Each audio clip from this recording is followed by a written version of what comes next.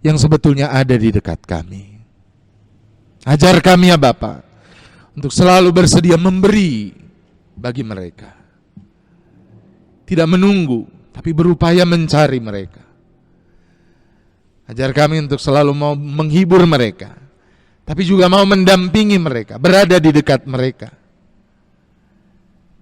Dan lewat berkat yang Kau berikan, kami bisa membuat mereka menjadi kenyang, membuat mereka menjadi sembuh, membuat mereka mengalami cinta kasih-Mu.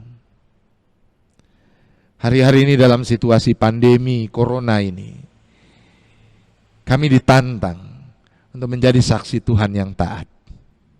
Kuatkan kami. Di dalam nama Tuhan Yesus kami berdoa. Amin.